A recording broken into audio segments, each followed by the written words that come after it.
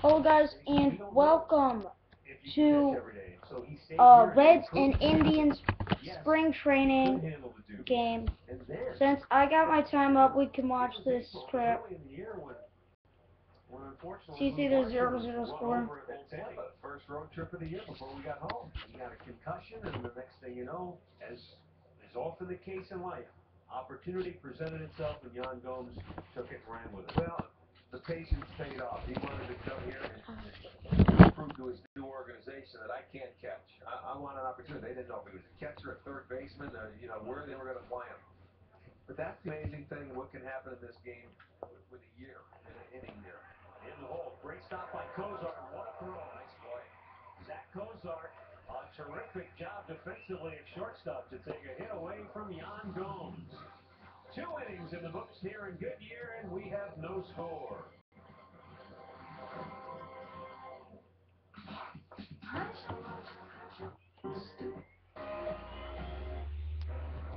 Here between Akron. It's been a long winter for those two as well. I got to catch up. Left-hander TJ House now into the ballgame for the Indians as we go to the 3rd inning. House is 24 years old. He'll turn 25 at the end of this upcoming season. He's a native of Slidell, Louisiana. Last year, 9-11 ERA, just over 4. He's slated for 2 innings, correct? Yeah. He's supposed to go 2 innings. According to pitching coach Mickey Callaway, that's the plan here this afternoon.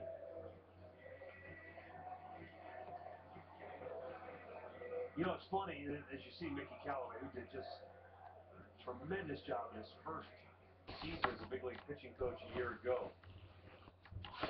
I was about to say, with regard to TJ House, Brian Pena lifting one high and foul, that'll get out of play.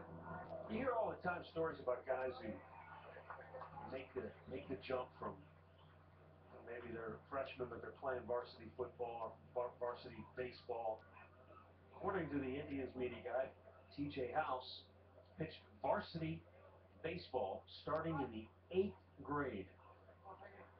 Wow. How big was his school? Like Hafner? About 10 people? There's a ground ball signal by Lonnie Chisenhall as Pena turns first. You know, Payne, it doesn't matter what uniform you put on this guy. He's swinging, whether it's Kansas City, Detroit, or whatever. Now it's Cincinnati. This guy gets base hits against the Indians no matter what uniform he has on. We've seen him a long time. He signed with Cincinnati. He will be the backup catcher to Mesoraco and comes up against the Tribe and gets a base hit.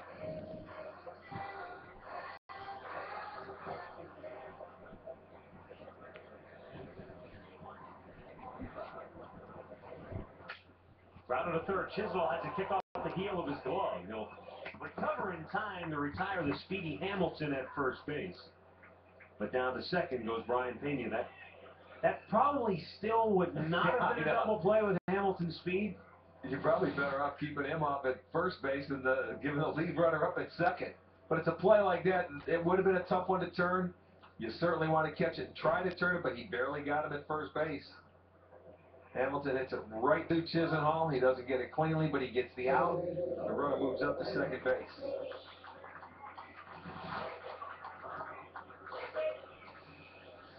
So the runner, Brian Pena, in scoring position now for Brandon Phillips. Phillips drew a walk his first time up. And then he was thrown out trying to steal and appeared to injure his right thumb, but was able to stay in the game.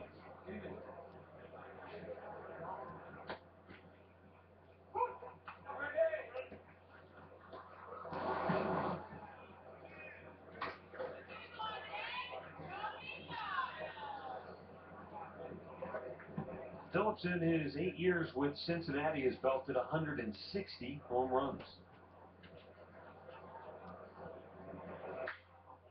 Right at the shortstop.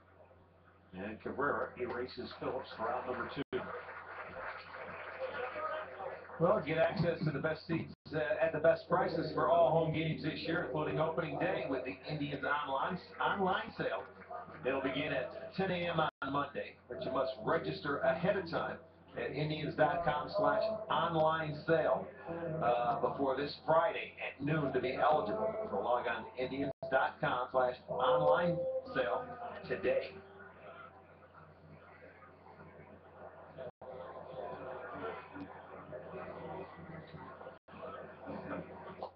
Blowing away, ball one to Joey Votto.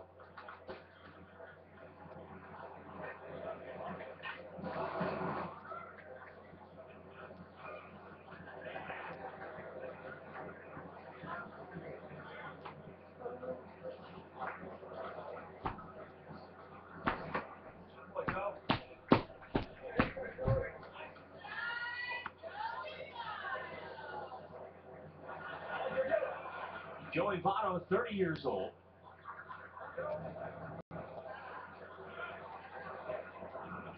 Toronto native. Line drive single into center field. Coming around third, Pena will try to score.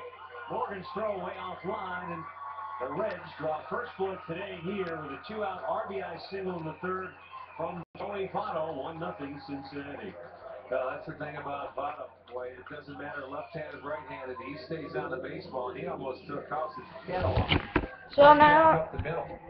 He waits on the ball, and he sees it well, and he uses the whole field, and just a line drive right back up the middle. So 2-out base hit. Cincinnati has the lead, 1-0. Ryan Pena head down, full head of steam, headed toward home plate, scoring without a play. you see there, it's a 1-0 lead for the Cincinnati Reds.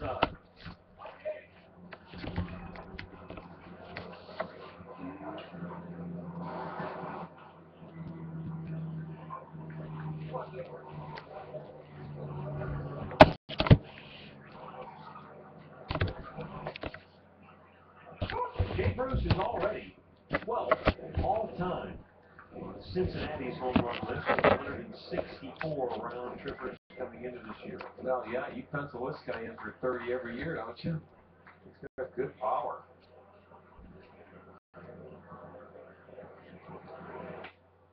Plays off.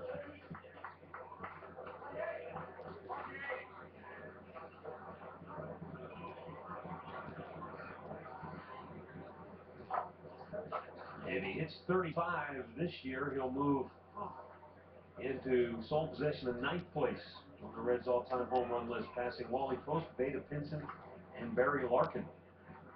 He'll then be trailing Aaron Davis for 8th all-time Cincinnati's homer list. Speaking of Eric Davis, he was in uniform today down in that Cincinnati dugout prior to game time. There he is, Mr. Red, Eric the Red. Caught the outside corner, says Alan Porter. That guy could play some center field, whether it be in Cincinnati on the old AstroTurf of Riverfront Stadium, or later in his career with Baltimore. How quick were his wrists? Oh, he was a hitter.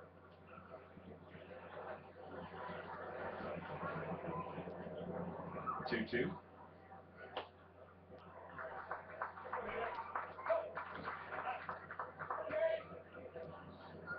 He was one of, if not one of the first guys to go 40-40. Yeah, he could run, he could hit for power, he could play defense, he could do it all. He was a 5-tool guy, no question.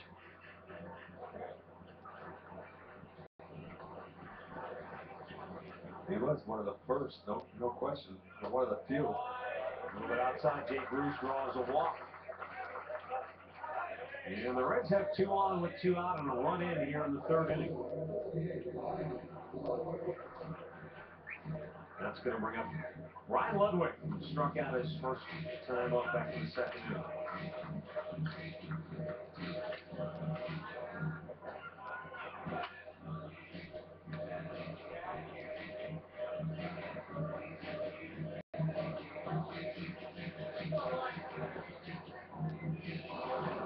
Ludwig, 9 years in the big leagues, 262 average in his career. He's hit 145 home runs. And T.J. House delivers up high for ball 1.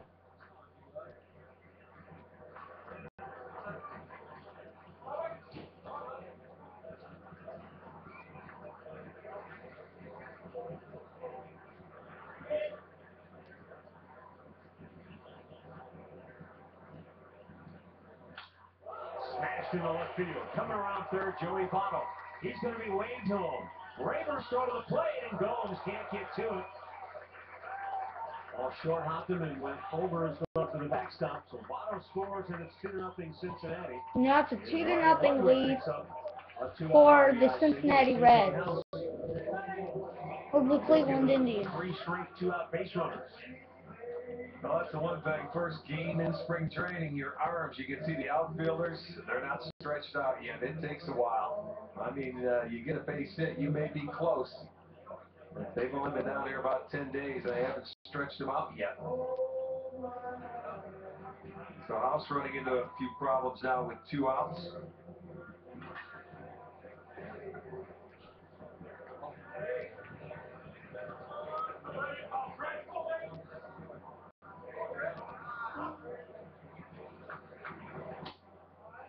Ball strike to Todd Frazier.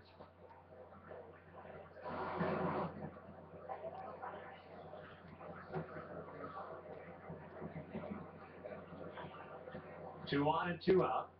Frazier popped up on the infield his only time up.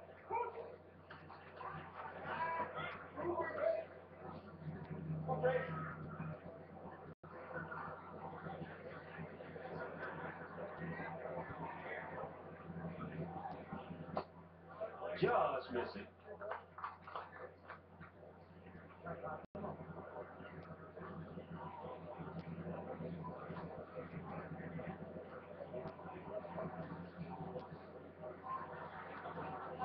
Swung on and missed. House strikes him out to end the inning. Reds get on the board first. They score 2 on 3 hits. They strand 2. Dish net with foot label. I think you don't mind. Chad Rogers, who's been of inning number 3 here in Goodyear. Alfredo Simon working the first 2 innings, and he's now replaced by right-hander Chad Rogers, who spent last year AAA at Louisville, 5-5 with a 4.22 ERA in a dozen starts.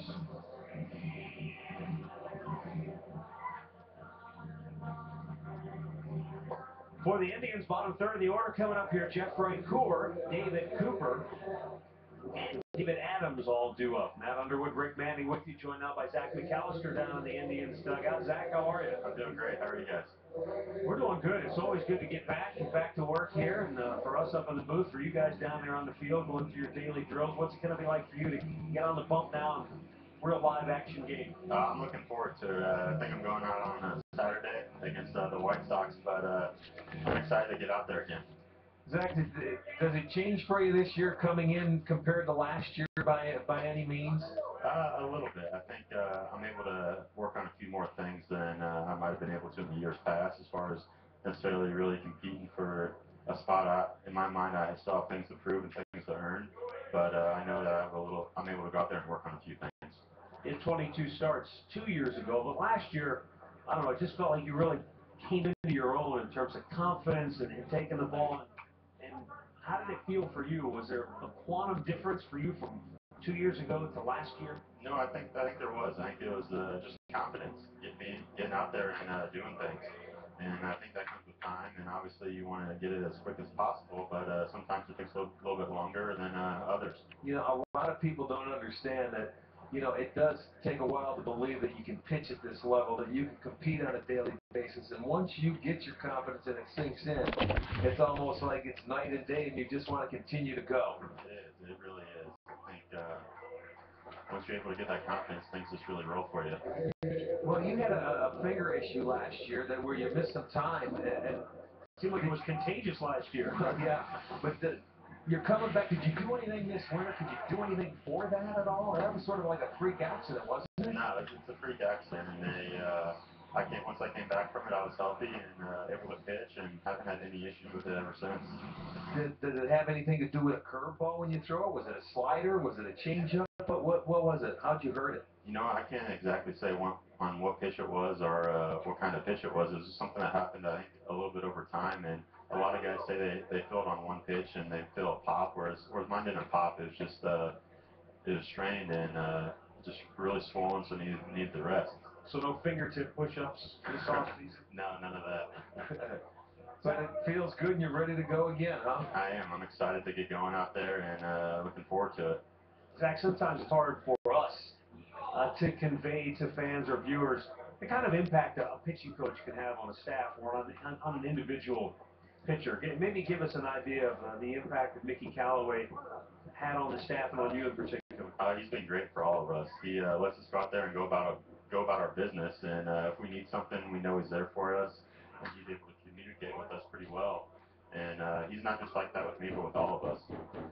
You know, this can be a very big year for yourself, Corey Kluber. Guys are getting opportunities now that Ubaldo signed somewhere else, got Kazmir's out of there. You get an opportunity now to go out and show that you belong to be in the big leagues, don't you? You know, I feel I kind of go out there and have that mindset every time. But yeah, you're right. I think we had a lot of key guys that were able to that went somewhere else and signed with other teams, and I think it's time for all of us to kind of take that next step for us in our careers and really step up and do what we're supposed to do. That should be fun to watch.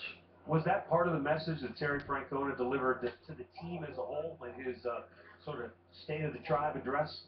You know what? He just kind of came in there and told us that, you know what, we're happy with what we did last year, but we weren't pleased with it. We knew that our season finished short, and anytime you go home early, it's not exciting, and you can go in the winter and work and come back to the season and get ready to go again. And so I think he kind of really let us know that we need to get out there and take care of business.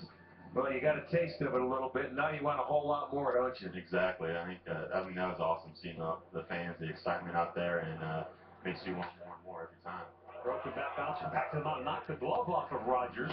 He recovers in time to throw out Adams. Zach, thanks for your time. Best of luck to you this year. Thank you. Thanks for having me. That's Zach McAllister. The Indians go 1, 2, 3, and we go to the operator the fourth inning. The 2-0 Reds as we go to the fourth inning.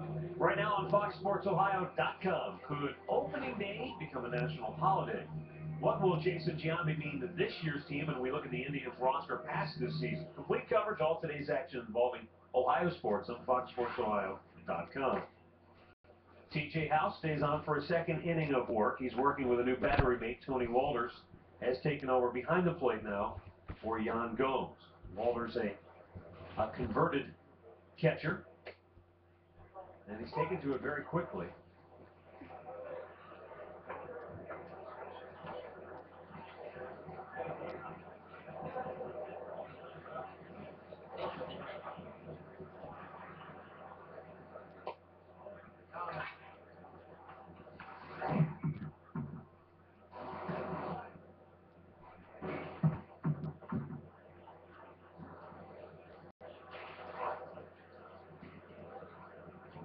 Two balls and a strike.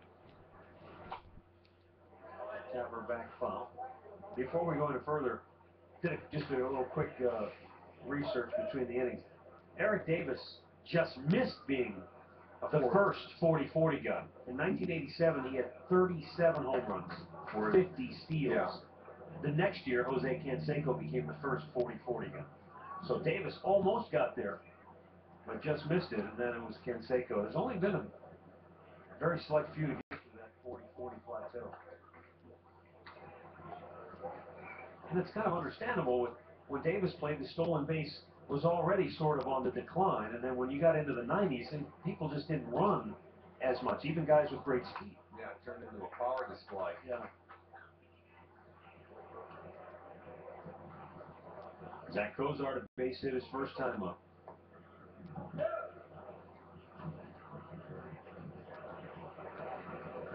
.254 average a year ago, dozen dingers, 30 doubles. And he swings and misses. And TJ House picked up his second strikeout. Well, you can get the best prices available for this year's season tickets. Season ticket holders enjoy savings of over 40% on average and get postseason priority, access to tribe rewards. And if you can't commit to all the games, put a group together. Friends, neighbors, family, and buy a season ticket package. 216-420-HITS if you would like more information. Devin Mesoraco fly to left, his only time up.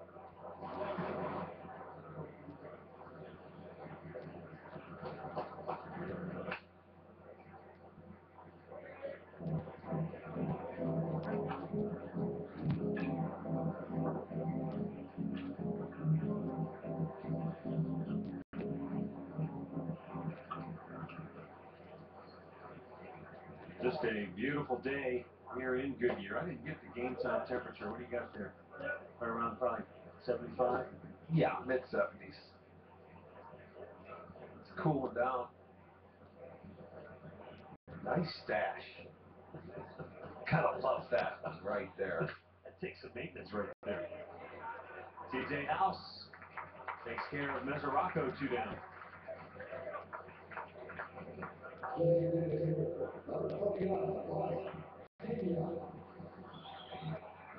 Unfortunately, Old Man Winter refuses to let go of the Midwest. And that stash that guy was flashing there rivals Mr. Red, huh? Oh, yeah. I like the white a little better. That's There you full on go. Colonel That's a Sanders. classic. Yes, it is. He was eating some chicken earlier. Oh my. That's the relief pitcher for the Dodgers. Brian Wilson. Yeah, Brian Wilson. He lost his hair over the winter on his head. Brian Pena, hard hit ground ball to short. Backhanded by Cabrera, makes it look so easy. And the Reds go 1-2-3. Good inning for TJ House. Middle of the fourth. 2-0 Cincinnati.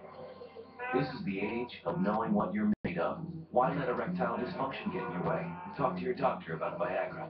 Ask if your heart is healthy enough for sex. Do not take Viagra if you take nitrates for chest pain. It may cause an unsafe drop in blood pressure. Side effects include headache, flushing, upset stomach, and abnormal vision. To avoid long-term injury, seek immediate medical help for an erection lasting more than 4 hours. Stop taking Viagra and call your doctor right away if you experience a sudden decrease or loss in vision or hearing. This is the age of taking action. Viagra. Talk to your doctor. This month, GMC Sierra is going to work for you. Using new ideas and incredible thinking to bring you professional-grade engineering and higher standards. And now with 2 years of scheduled maintenance, February is a great time to step up to a new Sierra. Now through February 28th, use your 5188 President's Day discount to get a total value of up to $7,500 on this all-new specially equipped 2014 GMC Sierra. MLB.com. That's the nice thing about Both the Indians and the Reds. The abundant sunshine. Get the ticket of a lifetime at MLB.com/tickets. 2-0 in favor of Cincinnati as we move to the bottom half of the fourth inning. Folks enjoying the abundant sunshine here in Goodyear, Arizona. This ballpark, of course, the home to both the Indians and the Reds. Indians the home team today. The Reds will be the home team tomorrow. We'll have tomorrow's game again for you right here on Sports Time Ohio. That's the nice thing about the ballparks out here in Arizona. 2 teams share the complexes. You can play 2 or they play what, the first 3 games against Cincinnati, where the same teams can do that. So many ballparks here. You got the Texas Rangers and the Royals that share. You got the Padres, the Mariners that share, and Dodgers and White Sox. Yeah, it's Rockies and D-backs. Morgan with a bunt towards third. Frazier in on the grass to make the play and take care of that for round number 1.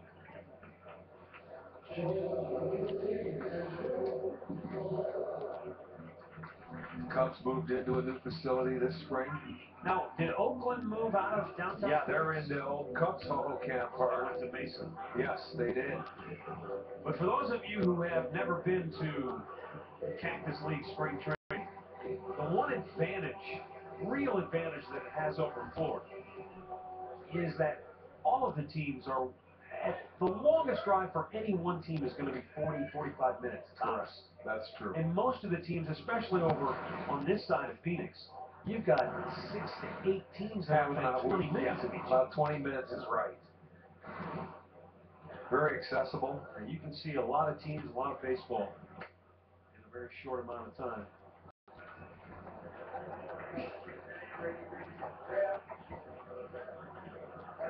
As Dribble Cabrera fly to center is only time up. And he sends a high fly ball to right field. Bruce fighting the sun. He makes the catch, 2 down.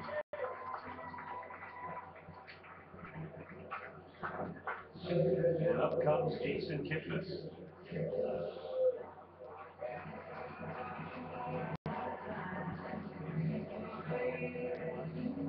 Yeah, it's unusual when you look at a team like Cincinnati to have the kind of success they've had. 3 out of the last 4 years, 90 or more wins in the postseason. And in the offseason, boom, shake it up big time. Dusty Baker fired, other changes in the coaching staff. But the fact that they haven't won a postseason series since 1995 has a lot to do with that. Once you get there, it's almost like the Marty Schottenheimer syndrome. To get to the playoffs is one thing, but to get to that next level, if you can't get over that hump, then all of a sudden they want to make changes. Well, and they were there. There was 3 teams in that National League Central that made it: the Cardinals, the Pirates, and the Pirates did in Cincinnati Reds towards the end of the year. They swept them in Cincinnati. Yeah, they earned beat them in that wild that card one-game playoff. They had won the home field. And that was the first time since, what, 91 or 92 that Pittsburgh made the playoffs. 92, yeah. And then Pittsburgh ran headlong into St. Louis.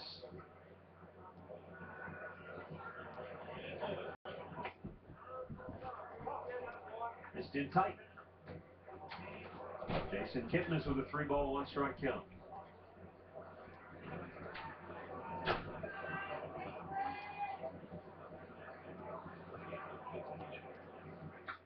Full count. Elevated that fastball. Chad Rogers worked a 1-2-3 third inning, trying to retire his 6th in a row. And he loses Kipnis, and the Indians have a 2-out base runner.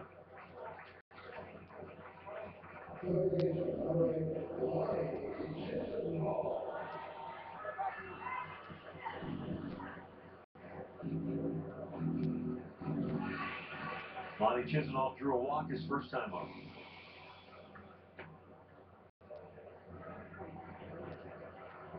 Seemed like it'd be that time of the game, that first game of the year, where their guys get 2 at-bats and they'll take it to the showers. I see guys running in from right field getting loose, so it may be substitution time. Some of that is you don't want to burn out your guys who are going to be playing the 6-month grind coming up, but some of that is also you've got 60 players in camp. You want to see as many of them as you can, so you can get a better evaluation. As Terry Francona says, you know, what do they have, about 30 invitees here? You got to get a look at these guys to see what you do have. If some guys are fighting for him, and he wants to be true to these guys and give them an opportunity. So your regulars will get enough playing time. He will have them ready for spring training, but they don't have to see action early. One thing Terry proved last year is that if you're a bench player on this team, you're going to play. Oh, he plays everybody, no question about it. Everybody gets their share of at-bats, and you have to love it, because in the American League, that's hard to do. You know, you could go, if you're a bench player in the American League on some teams, you could go 10 days, 2 weeks and not get an at-bat. It's rare if that happens. Mike Sarbaugh coaching at third base. Sandy Alomar now coaching at first base. Yeah. Brad Mills now officially the bench coach. He goes from third base into the bench coach, and Sarbaugh goes from first to third, and Sandy goes out back to first base. High pop on the infield. Third baseman Todd Frazier gives way to the shortstop Zach Kozart. This side is retired. 4 complete from Goodyear. The Reds lead it by a score of 2-0. Times hot. New pitcher for the Reds with a 2-0. Minties helps clean teeth, freshen breath, and reduce plaque and tartar. For complete dental health, try Minties and other VetIQ products. Available at Walmart and Sam's Club. Back here in Goodyear, the Reds with a 2-0 lead as we go to the 5th inning. New pitcher for the Tribe will be left-hander Nick Hagedorn. And this is also, as Rick pointed out before, that point in the game where we're getting the mass substitution. So the Indians have a new second baseman, shortstop, and third baseman. There's the numbers for Hagedorn from a year ago. 36 games, no wins, a loss, and ERA 5.46. Mickey Callaway liking the way that Hagedorn is throwing the ball early in camp. And of course, it's a process for pitchers. You know, It's one thing to look good in your bullpen sessions and throwing the ball early. Yeah, now you get into game situations. Eventually, you want to carry that same momentum into the regular season. Let's go down to the Indians dugout, where we're joined now by Tribe second baseman Jason Kipnis. Kip, how are you? Doing all right. How you guys doing? Outstanding. Good. Oh, perfect. We'll push bunt to first. One pitch. Yeah, thank you very much. Thank you. What's it like to get out there, just get your first game action of the spring? You've been chomping at the bit. I know you, like a lot of us Ohioans, Midwesterners, spent a long, cold winter, and nice to just get back out there and get at it, isn't it? Absolutely. You know what? We've been doing live BP, and it helps a little bit, but I struggle with that. Just being in a turtle shell and no defense, no umpire. This is actually what you look for. That will get you back into the groove. So I'm happy we're back out here. Yeah, it's nice to be. Francona's going to ease you guys into it, right? You get a game, you'll get a day off, and he's in no hurry to get you guys at bats. I hope so. I'm tired. I wasn't expecting to get on base right there. I told you, usually I don't warm up till May, so I wasn't expecting that at all. Well, did that have anything to do with your off-season training methods? Did I see you doing some MMA or We some did a little boxing, a little Muay Thai or something like that. And actually, you know what? That builds up the cardio without even running, basically, because you're doing a lot of movement, a lot of little circuit training where you're actually also counting out numbers while you're doing it, so you're breathing better. And so the cardio's up. Now we just got to get it's these movements that you got to get back in the groove with. It'll take a little bit to get your legs under you and get your field legs going again. It's the base that you want to put in the column. Forget that cardio, man. Yeah. Give me the base knocks. I hear you. Well, that's got to be one of the hardest things that, getting ready for a season training to simulate baseball movements. It is. Like, you can work out with all the weights in the world until you're blue in the face, but it's different to hit a ball on the ground and get out of the box fast, to side shuffle and steal a bag or go first or third. Those movements you can't get too much unless you're in a game. Well, you guys had a remarkable year last year, and to some people a surprise, but you got a nice taste of something that you certainly want to finish this year, right? Absolutely. You know what? That's the fun part about this team is that we got most of the same guys coming back. We know how last year finished. No one was happy with it. You love going to the postseason, but we only got 9 innings of the taste. Oh, coming up right here. David Cooper straddling the line makes it 2 down. All right, yeah, and no, just that electricity of the crowd, the 45,000 we had, it's something you want to recreate, and you see it once, that's all you're looking for the rest of the time you're playing. The part of the process I enjoy watching is that every game, 162 to get there. You guys built a lot of character. You had Giambi out here. You had guys coming off the bench, and everybody was a part of it. It was actually fun to watch for me, how guys just matured and they got better as the year went along. You know what, and I hate to bring it up, but that's kind of what we've been trying to tell to the fans. It's that we love the people that come out, and that even for the wild card game, we'll take all the fans we can get, but to the people that are there from day one, that kind of get involved with the team, that see how each player grows and what type of player they are, that's when it's even more fun for them at the end of the season. Well, that's the thing that I guess I think about. You talk about how disappointing the last day was, how it finished. Yeah. But the way you finished the season, what do you think that does for this team coming into this year? Having to go up the gauntlet, 21-6 to finish the year, knowing down the stretch you couldn't afford to lose a game. You know what? The first thing that they always say is make sure you get one for the important game in September. And I think that becomes very valuable. You got to understand, though, that a win in April is just as good as a win in September. There's a lot of games in between there where you really got to take advantage of the games that you can early on to set you up and make it easier for you at the end. So you don't have to win 10 straight. We put in a nice run. We finished off strong, but there's definitely some games you could pick out through the middle of the season where we could have made it a lot easier on ourselves at the end. Yeah, and that's the key. I think that's why the mindset comes out. Let's win 2 out of every 3. Win the series, and that'll take care of itself for the whole year, won't it? Absolutely. If you win the series, that's usually what you want to do. You want to take 2 of 3. If you can sweep, by all means, go ahead. But to take 2 of 3 is usually the main goal of every series. Kip, batting order. I know you're the kind of guy that says, hey, as long as I'm in there somewhere, it doesn't really matter to me. But last year there was definitely some moving parts with regards to the order. Do you have a preference, though? I mean, where you feel like maybe you hit best? You know what? 2 or 3. I kind of like it. I've kind of grown accustomed to it now where I like the pressure. There's guys that in our order who can move from 1 to 9. You have the Brantleys, you have Chisenhalls, you have a bunch of guys that can be in a bunch of different spots at Struble.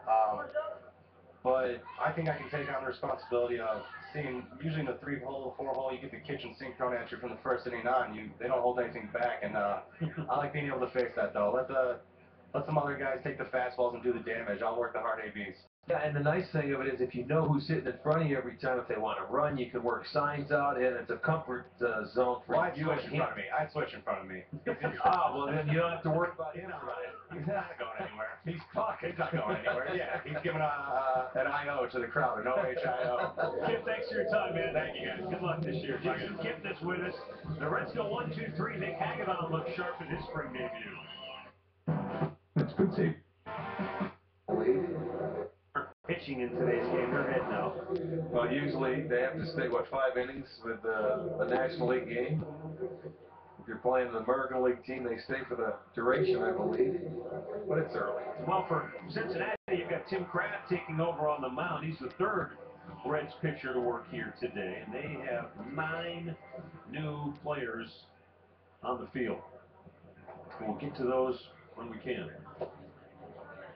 Leading off is Ryan Rayburn, and he takes ball 1. Rayburn bounced into a double play, his first only time up. Ryan, 32 years old. He'll turn 33 April 17th. And looks at a strike. 1-1.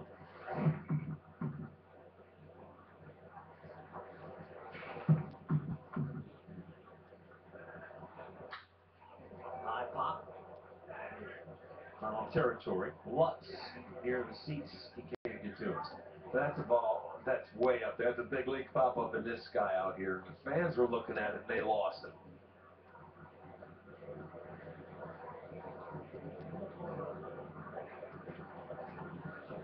And you can practice those all you want, but that's no two are alike. The ball gets down here, though.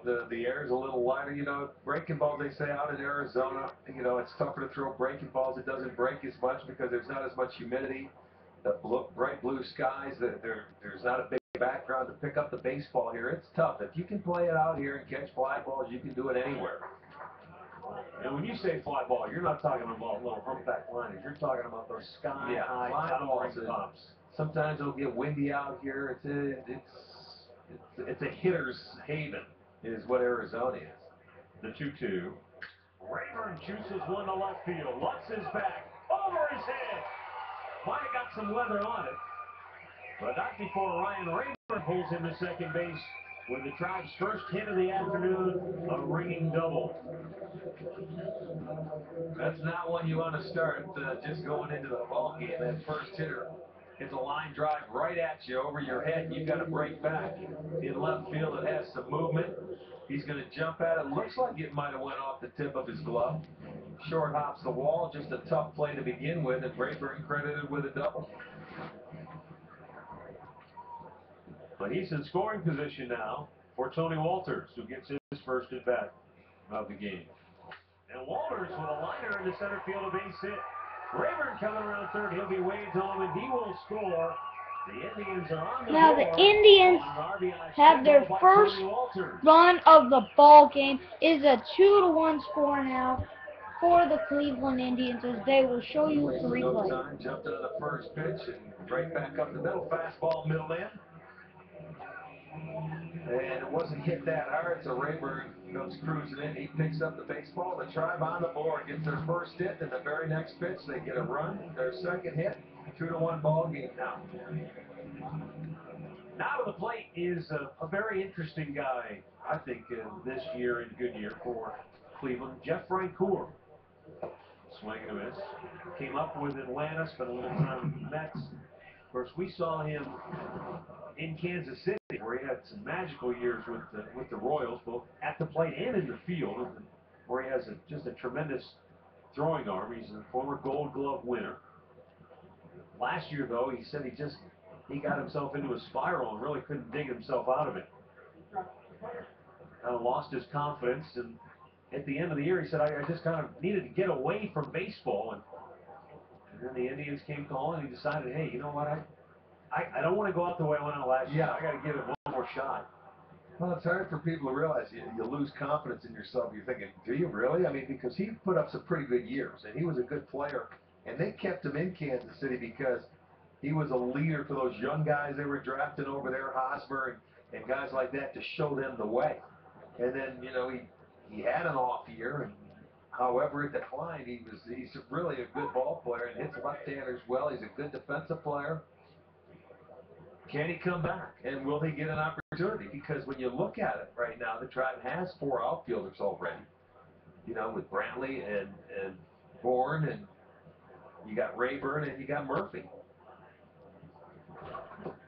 Francona checked his swing. Well, in so much, and we might be able to get into this with Terry Francona, depending on how much time we have when the skipper joins us later in the game, so much of the final roster composition comes down to that third base scenario. About that. And where does Carlos Santana fit on a I say some third base and a catcher. I say he's going to be the second catcher, that they won't carry 3 unless he's the everyday third baseman. Right. I mean, if you have to carry an extra catcher, because Felix is going to be there. You know, and Giambi's going to be there, you would think.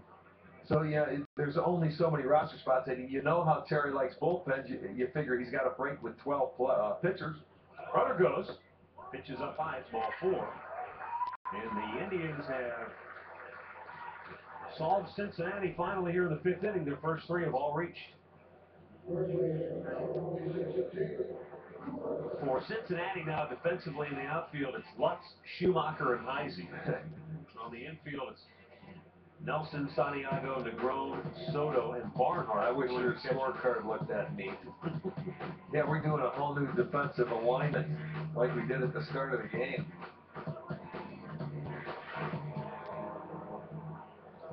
Up to the plate now is David Cooper.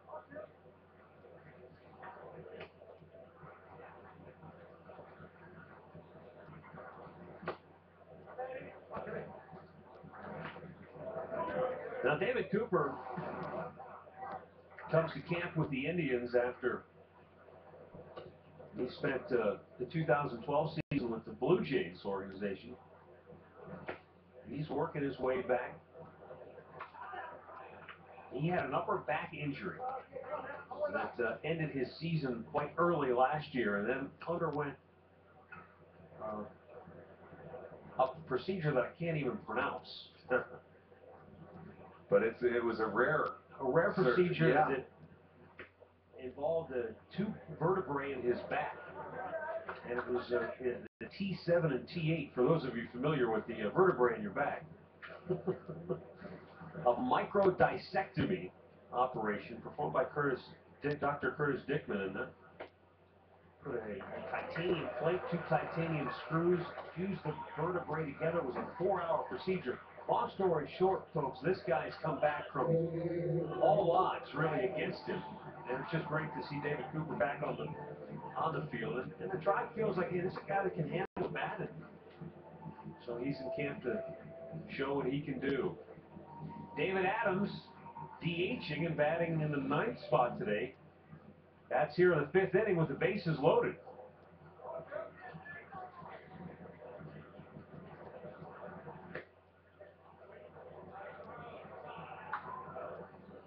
Adams was a 5th-round pick of the Indians back in 2009.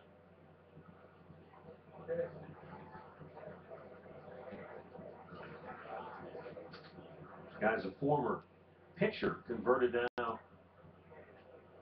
into a hitter. And a lot of that had to do with just injuries. I mean, he had shoulder surgery, and shoulders are a lot different business than elbows. The elbow surgeries are common, so common now that you feel like it's pretty good odds you'll come back. Shoulders sometimes can be a flip of the coin. A lot more going on up there. The joints, the muscles.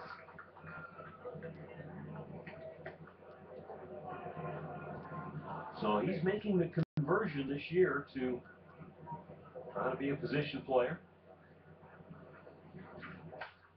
Bounce to short. Backfielder there by Santiago. The 2nd for 1. Nelson's relay throw, or the Groves relay throw, in time to complete the double play.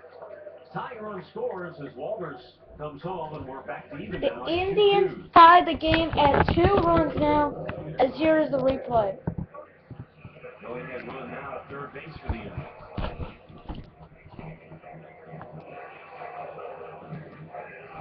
Nope, looks like they're not going to show the replay. Go ahead run. Sorry, guys. at third base, talking with Mike Sarbaugh. Niger Morgan takes low and away, ball one. Mentioned Morgan earlier. He spent last year in Japan. Before that, spent the previous 2 years with Milwaukee. Back in 2011, he got the game-winning hit. And I believe it was the Division Series clincher. That sent the Brewers on to the next round. There's a sky-high pop to center. Second baseman, DeGrom, makes the catch. Indians get 2 runs on 2 hits. 1 man left aboard after 5. It's 2-2. Spring training games on MLB Network. Some video games and higher standards. And now 2 years of scheduled maintenance. And we're moving now to the 6th inning of play here in Goodyear. Indians and Reds all tied 2-2. Another new pitcher for the Tribe. I believe this is Cole. But none of these players started today's game for the Reds. They've made all their changes as well. Skip Schumacher will lead it off.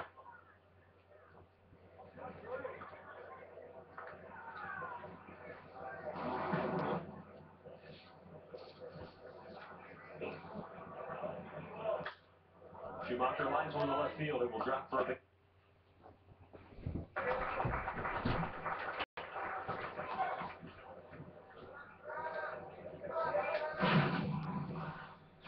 This year in Major League Baseball, new rules have been put in place to avoid home plate collisions. This was earlier in the game. You see Yan Gomes taking the throw. His foot was in front of the plate.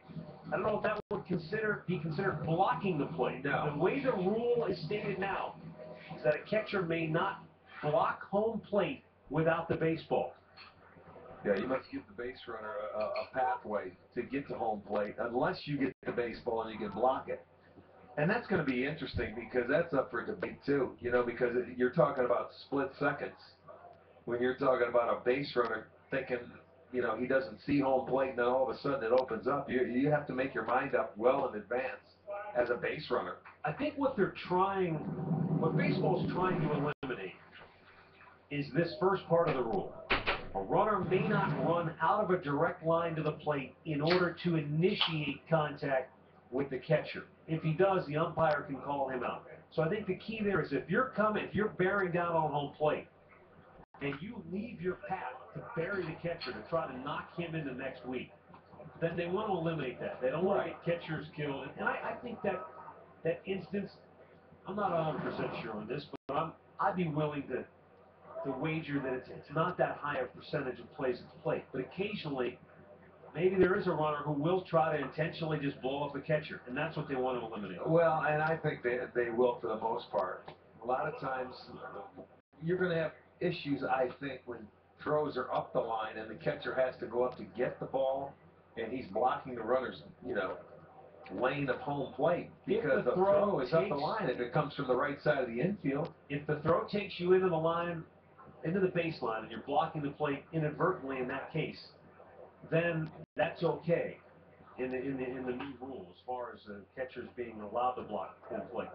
And then in those instances, there is contact permitted. But I think what they're trying to eliminate is when a runner goes after a catcher. You know, again, that there is still some questions. Terry Francona wants to talk to the rule guys. They're coming here, I believe, tomorrow to have more dialogue. Because what Terry wants to do is he wants to be able to communicate to his players and eliminate the question, eliminate the doubt for the players. I know, but as a manager, your coaching staff has to coach players differently on how to try and come in and score, and it's going to be a difficult situation. And you will be able to challenge those calls as well, won't you, at home plate? Here's a play at the plate. You remember last year that Lou Marson makes the tag. Boom. Now, in that instance, there was nowhere for the runner to go. Marson had the plate blocked. I don't know, under the new rules, what could be different about that type of play. That's what I want to find out. That did him in for the whole year. But if you look at that, he had the ball. He had the plate blocked. There's nowhere really for the runner to go. And that's all a runner could do. I mean, a runner can't give up. He's going to get buried. So if that catcher gets the ball as a runner, he's going to bury you. in there for a strike. It'll be a touchy subject for a while, you know, and there's nothing that the base runner could do. Now Desmond Jennings. Now I take now that the back. head was down. But I take that back. He didn't have the ball. He had the plate blocked before he had the ball. So in that instance, in my interpretation of the new rule, the runner could be called safe. Ground ball to first, backhanded and knocked down, but everybody's going to be safe. It's going to be a base hit for Roger Bernardino.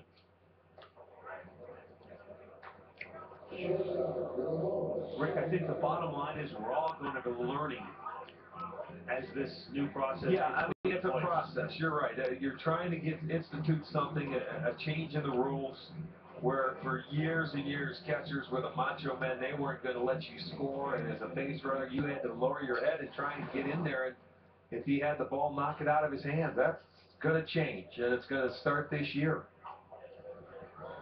Now, will there be changes after? Who knows? We have to wait and see. Ramon Santiago,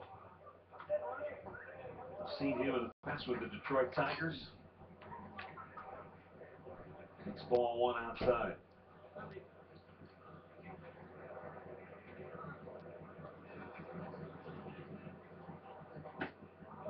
Tuno.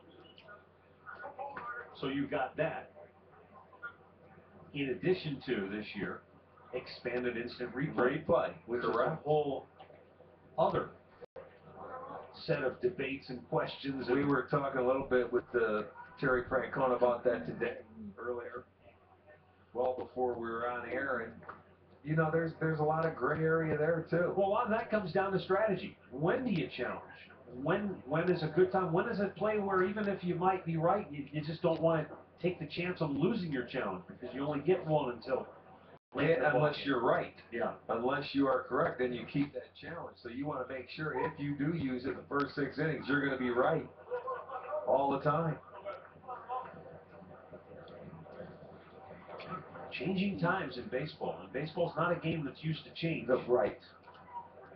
I mean, I'm all for it. I like expanded replay because I think I want to see them get the call right in the long run. But you have to start somewhere. So a manager will get one challenge for the first 6 innings. If he gets it right, he gets another challenge.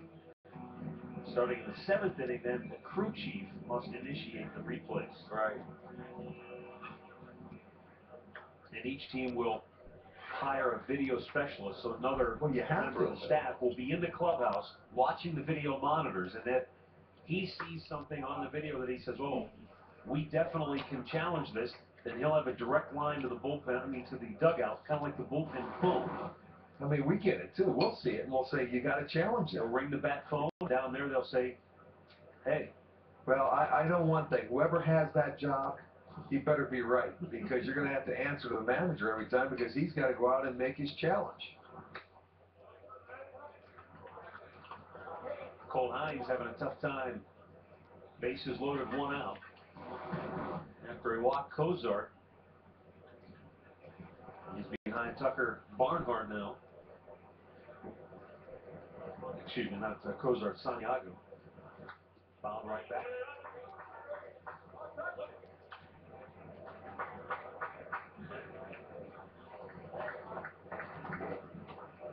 The base runners now for Cincinnati, Schumacher, Bernardino, and Santiago. Tucker Barnhart looks at the ball outside. Looks 3-1.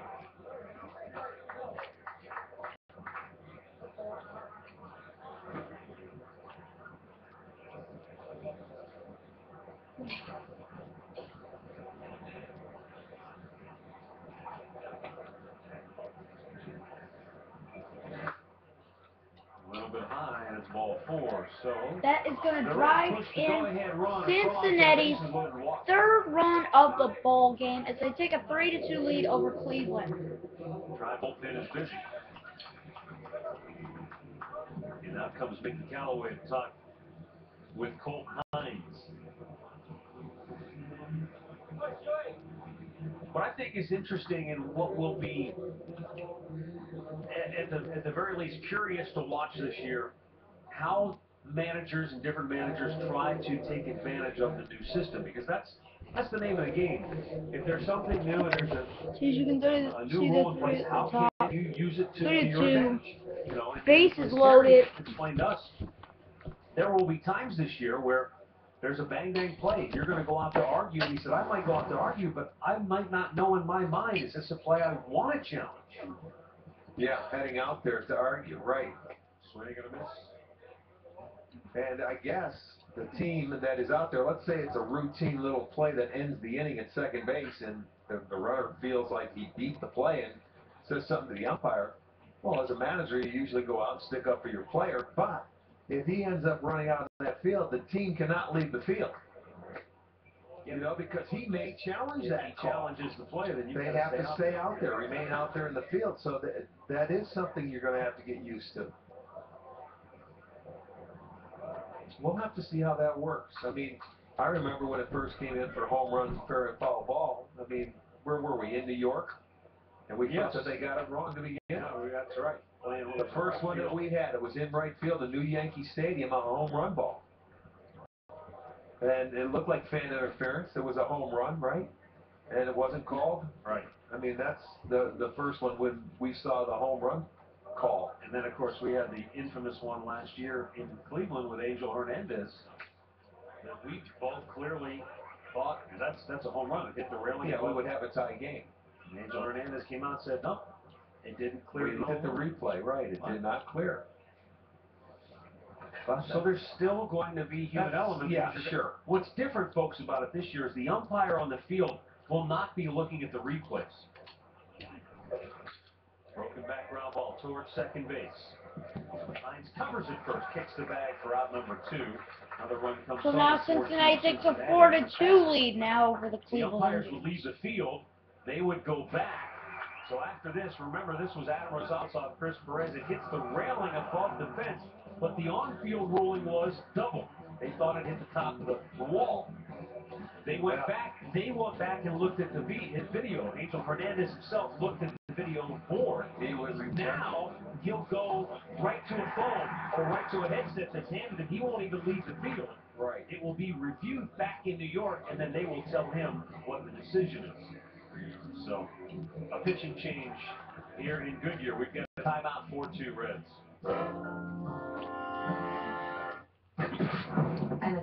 From the Johnny, observing, I don't know about taking a ball game. Get an anonymous online quote now. For a great low rate, you can get online quote. Acclimate DC league. He did appear in 8 big league games for the Tribe, and the Indians are really excited about the prospects of this young man. They feel like last year got a chance to get acclimated to big league baseball, and granted it was only 8 games, but he spent enough time watching and observing and kind of getting a feel for it, and they feel maybe this is the year that he gets the opportunity, he'll be able to contribute to the big league club. Well, we know it's a long year, and Terry Francona loves his bullpen. You know, he loves relievers and guys that can come in and do the job. And it is a long year. The Indians lost 4 guys out of that bullpen last year. When you think about it, Joe Smith signing with the Angels. They released Chris Perez. There are opportunities. Yes, the opportunity will present itself at some point in time this year. Well, that was really the message that Terry delivered to the club first day of full squad workouts here in Arizona. That, look, guys, it took, I don't remember the exact number offhand, it took 53 guys to win 92 games last year. So even though some of you may be sitting in there going, well, what are my chances of making this club? Well, you know what? At some point, your name, your number might get called. Very rare that you make it through a season without injuries. And well, out of the 40 men that you hear us talk about it throughout the whole year, it takes a full 40-man squad and then some. Sure, you may not break with the team when it goes north, you know, to start the season, but a lot of changes are made because injuries happen and a lot of things go on throughout the course of the year for every major league club, not just this one. Each and every club goes through it differently every year.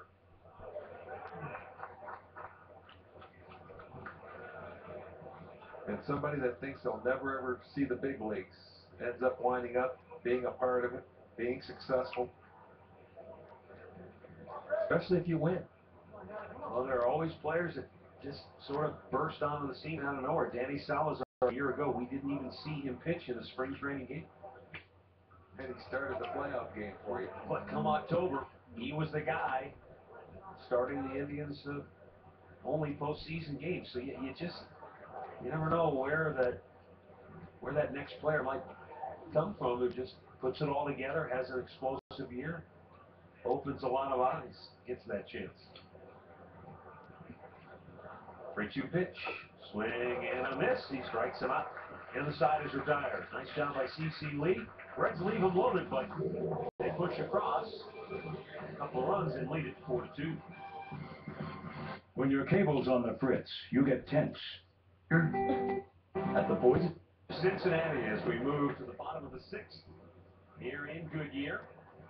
For the Indians, 2, 3, and 4 spots in the lineup do. Cincinnati going back to its bullpen. Curtis Parch, right-hander, 24 games at AAA Louisville a year ago. Matt Underwood, Rick Manning with you. Let's go back down to the Tribe dugout. Joined now by Indian skipper Terry Francona.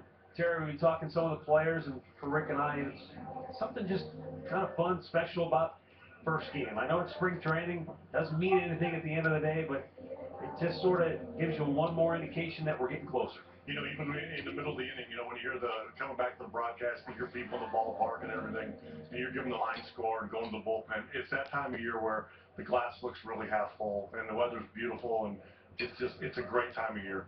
And coming off the year that your club is coming off of, there is good reason for optimism and for the fans of this club to be excited about the upcoming year. What was your message to the team when you had that first full address? You know, the message was that really the message never changes, but it's not bad to ever, you know, repeat it and remind guys of what we want to do, and there's a correct way to do things and a wrong way, and every day we just want to do things better than the other teams, and we're going to try to do that every day. Well, it's a lot easier this year than it was last year when you took over for the very first year. You inherited a team with 92 losses. You know what? I think it's easier, Arch, and the fact that everybody understands what's expected of them also. So, you know, again, not that you're going to work less, but you can actually work harder and maybe in a less amount of time. Right. Well, that is a good point, though. You know, last year you were getting acclimated to an entire new team, and some of the players who had been here before were getting used to new teammates. So, man, there's less turnover. There's always some. But the core of your team is now pretty fixed together. Yeah, you're right. And every spring, you know, every team has to build their own identity and you know, their unique personality. And we'll start doing that. And there'll be some new guys mixed in. I'm laughing because Mike Starbaugh's looking for me right now to put a sign. He doesn't even know I'm over here.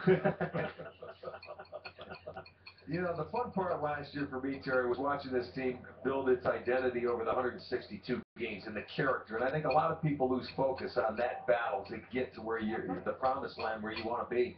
You know what, Arch? We had an 8-game losing streak when we ended winning the game in Texas late in the year. I think everybody thought it was going to probably do us in. But we were strong enough to get to a point where we gave ourselves a chance.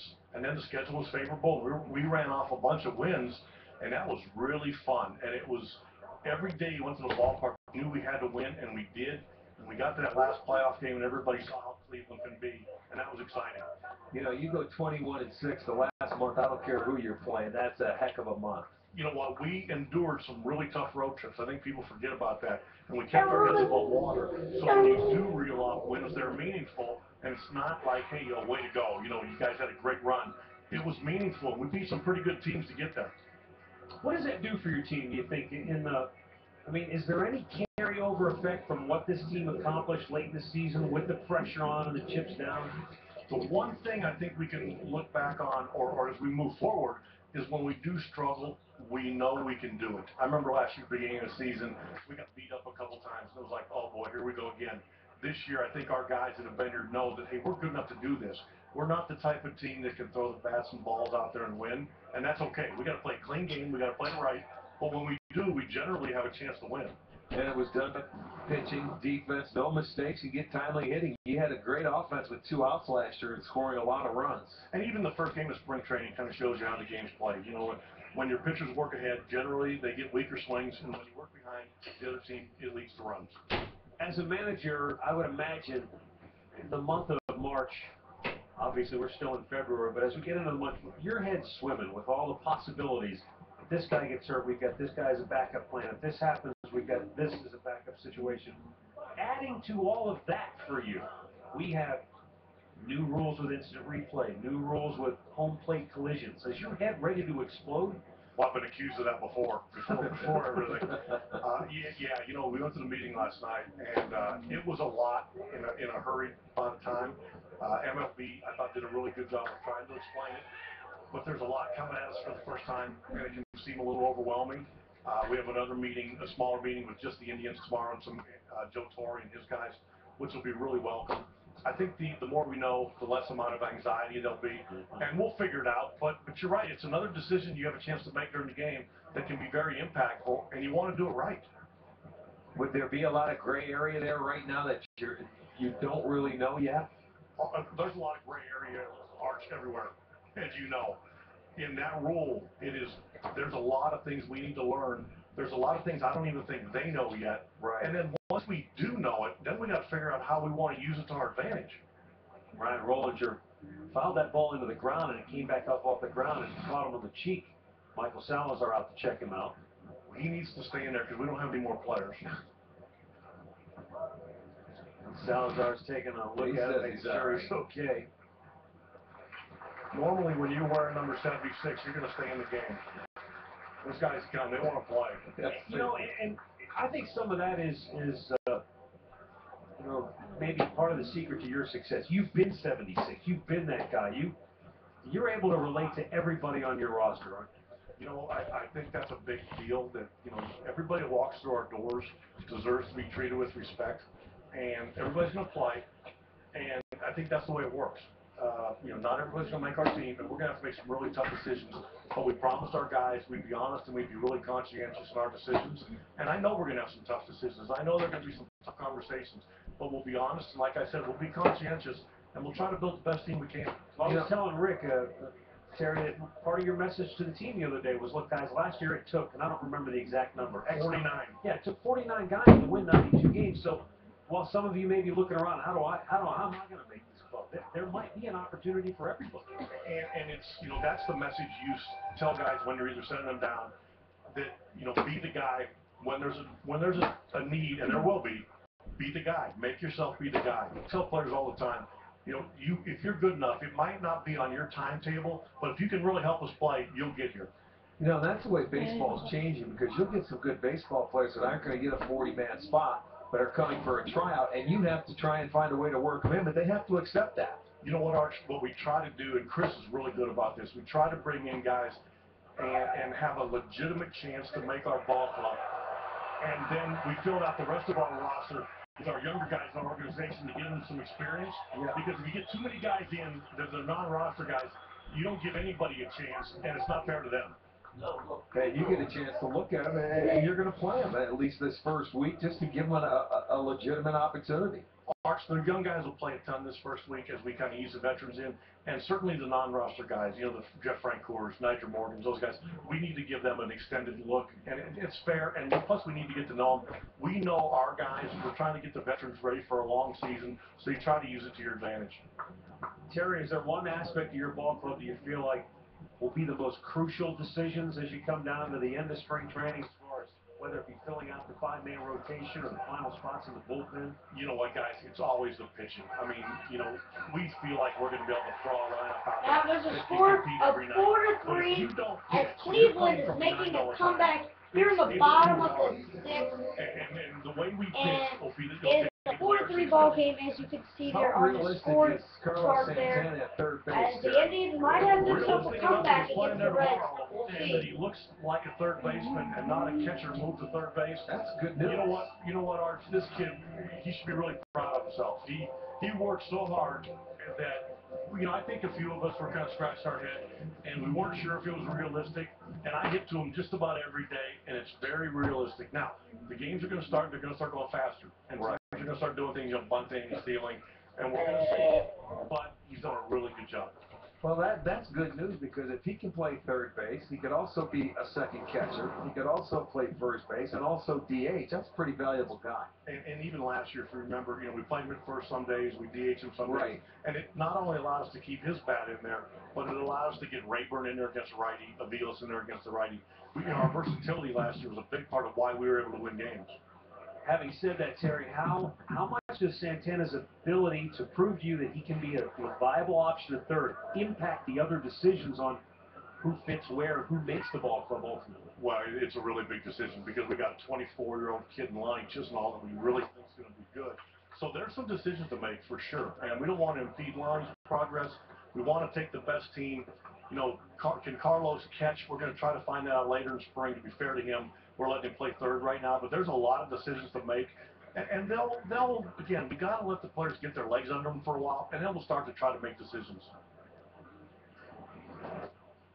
Matt Carson, who had some key at-bats for the ball club last year, late in the season. Matt's a guy that, you guys kind of alluded to the 49 guys, that were in our clubhouse. Matt went down to AAA and didn't have a great year.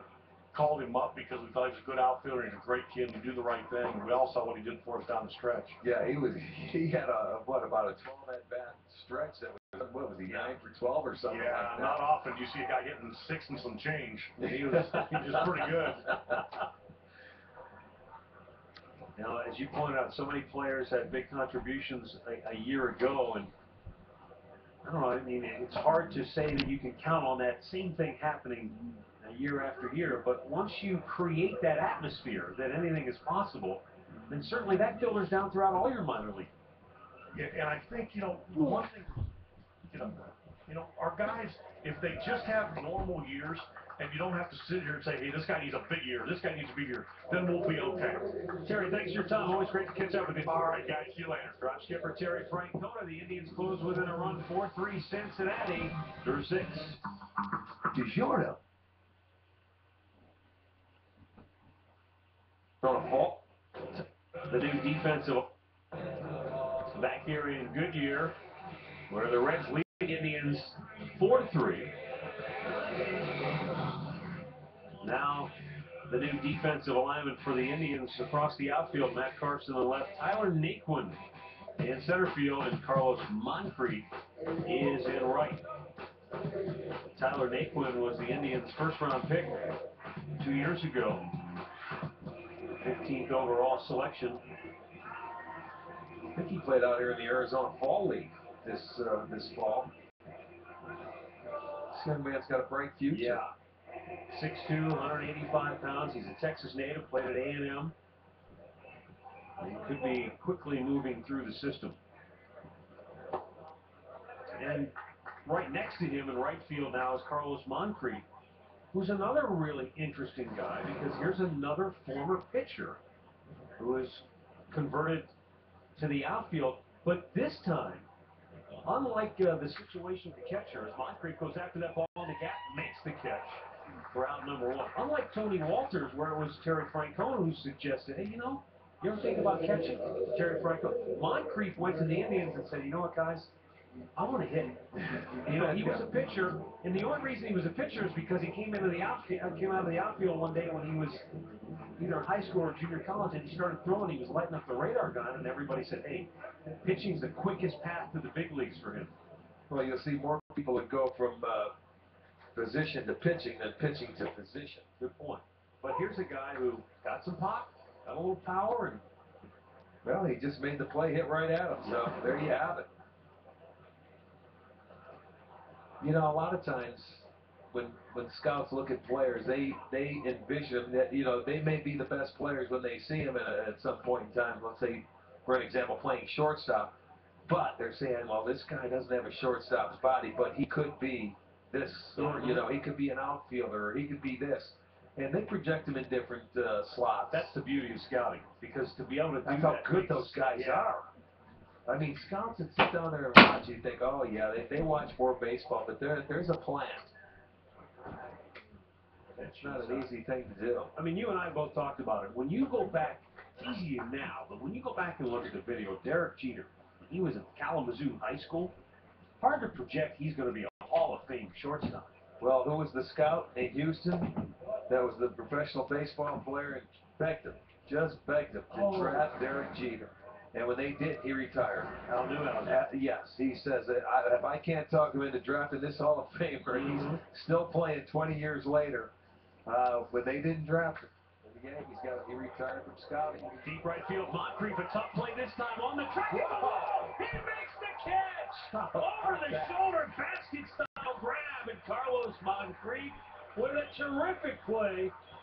And that's back-to-back gems here in the seventh inning. I'll tell you, you're tested. The first one's a line drive at him. That's a tough play. I don't care what position you're playing. Look at it. He had to break back, come in, go over. Great concentration. Picks the ball up before it hits the ground. And CC Lee is loving it. Nice play.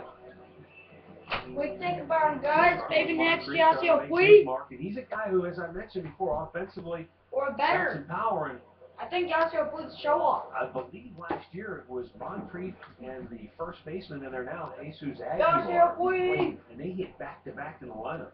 Hey! A couple of big boys. They put some hurt on opposing pitchers. I believe that's Aguilar, who is now first base. Yeah, it is. Yeah. Big boys.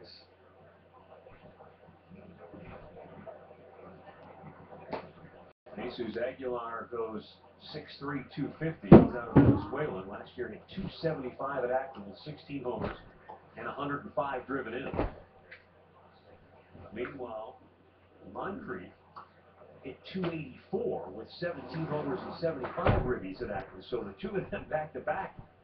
And that's Very good years. You hope those two continue to progress, and they could be a force down the road for the end.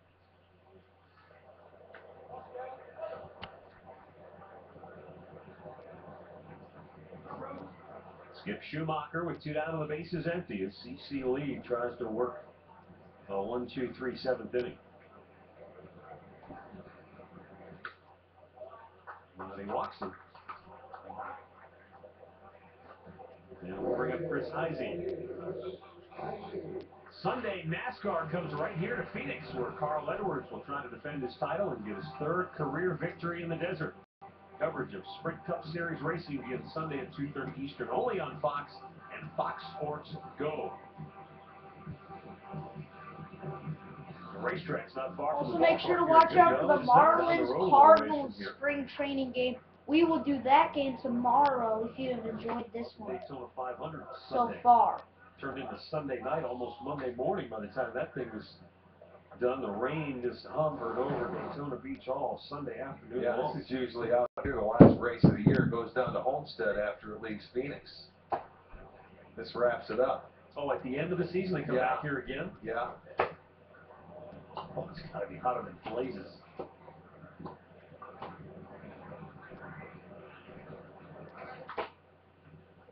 Chris Heisey with a runner at first and 2 down here in the 7th inning. Reds lead it 4-3 in the Cactus League opener for the Reds and the Indians.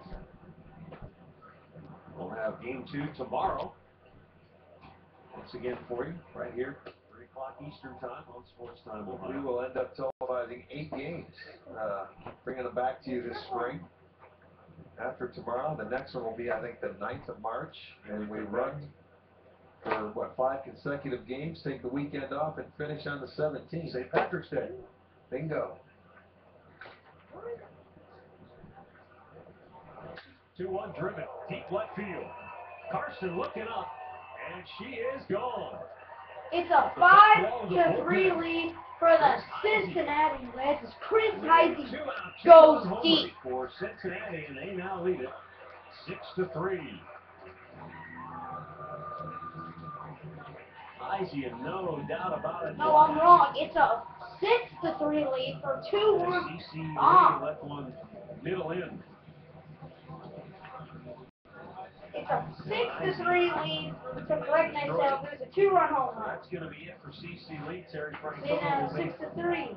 a move to his bullpen here in the 7th inning with 2 down and now the bases empty. I'll show you guys what that.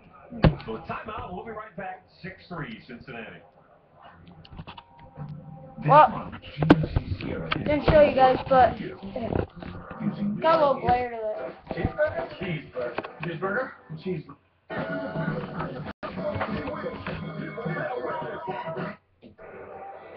Okay. Perez has been like.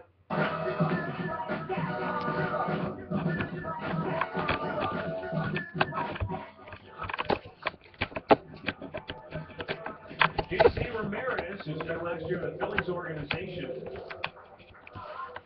come on with 2 down and the bases empty here in the 7th inning. Cincinnati on top 6-3. J.C. Ramirez is 25 years old. He's out of Managua, Nicaragua, 6'4", 250 pounds.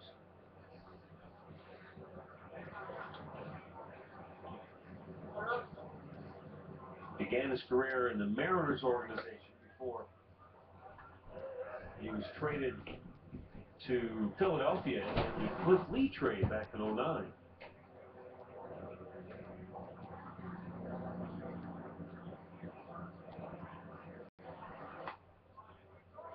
I think he's one of those pitchers who people have just waited. He's 6'4", 250. He's got pretty good velocity. They've waited for it, but it just has never kind of come together. Yeah, a lot of arms and legs with good stuff, and people are patient. Like a Fausto Carmona, or, you know, guys that have that kind of body. You say, boy, he's a big, strong guy. The ball, he has a tough time throwing it straight. But it has good movement. Together. We want to be the team that's got him. Right.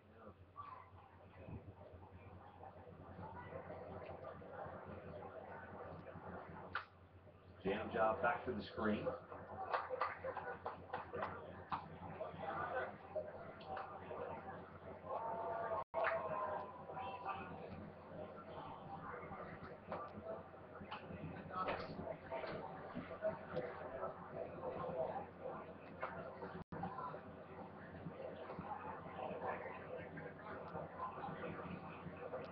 Ramirez ready now with a 2-2. He struck now, and we're going to the bottom of the section. Stretch time in Goodyear. It's now the Reds 6 and the Indians 3. Get up and Look at stretch. this guy. Talk about your true American hero. He sees a problem. He takes act. Excuse me, miss, but 6-3 Cincinnati is with. Booyakasha! Find your channel number and get fxx.com. 6-3 Cincinnati as we go to the bottom of the 7th inning. And the new Cincinnati pitcher will be left-hander Lee Hyde.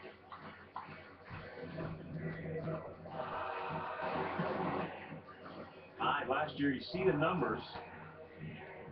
The Atlanta, Georgia native, just 29 years old. Came back from Tommy John surgery early in his professional career. That's becoming the norm nowadays, isn't it? Pitchers that haven't had Tommy John surgery, they're the minorities. He pitched 1 year in the Braves system, and then back in 06, and then in 07 had the surgery. But eventually the Braves let him go. He was claimed off waivers by the Nationals, and he was released and signed to a minor league deal by the Yankees. And then the Reds picked him up after the 2012 season.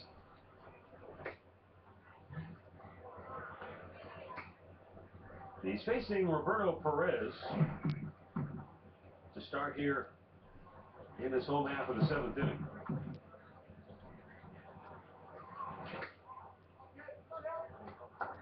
But then I think that the big reason he's on here is because of the two men who follow Perez, because I think he's got Carlos Moncrief, big left-handed bat. There's a ball hit in the air to deep right. Back is Heisey, backpedaling, makes the catch.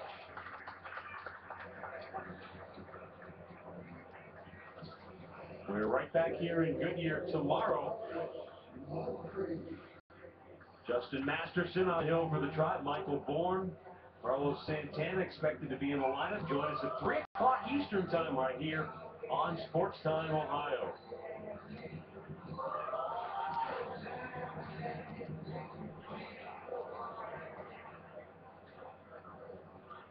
I realize, Rick, it's projecting down the road.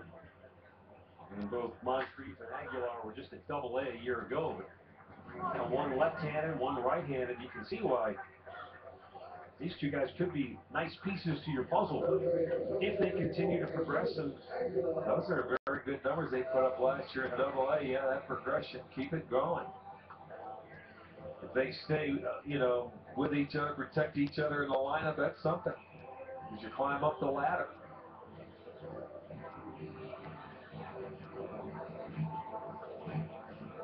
Here is Aguilar.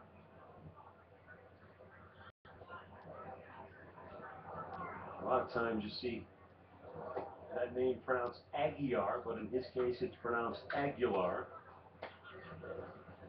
Originally signed as a third baseman.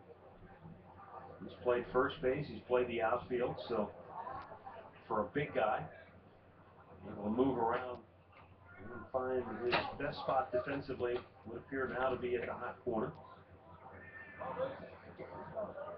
The 105 RBI mark last year is the new franchise record for the Aeros. He broke the record previously held by Carlos Santana.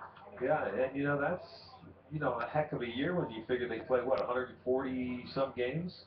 He played in 130. Okay. That's it. 105 ribbies in 130 games. Very impressive. Takes a strike.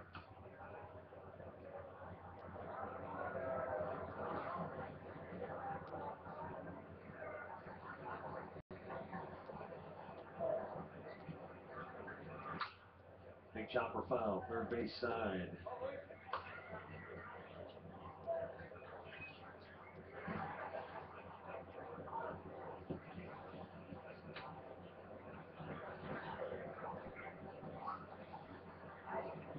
Two down here in the bottom of the seventh inning in Cincinnati.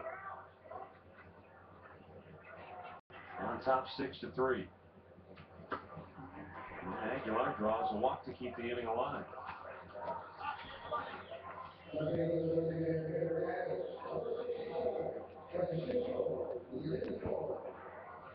Francisco Lindor will bat now here with two down and a runner at first in the seventh inning. And this, of course, is the man all eyes are on in the minor league system. 8th overall pick back in 2011.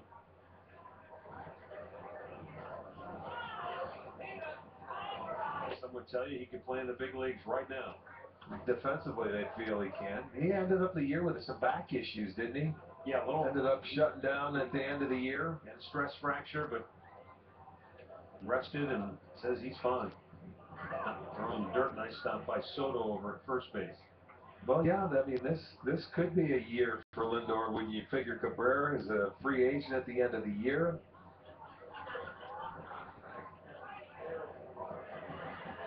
They figured, he's just biding time until Cabrera leaves. He could be the heir apparent to the shortstop position. Yeah. How do you make it transform? I don't think I love it.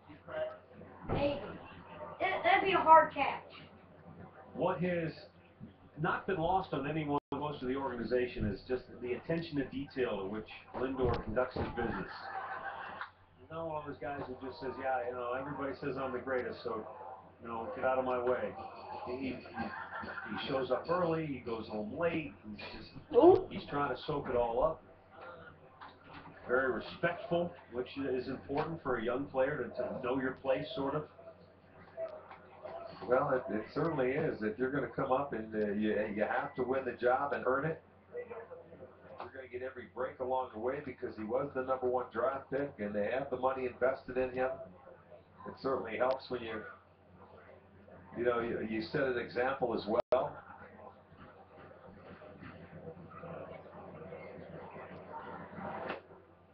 A little bit low.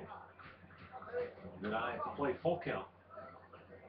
So far, he's played 231 games in the minor leagues. He's batted .279, 46 doubles.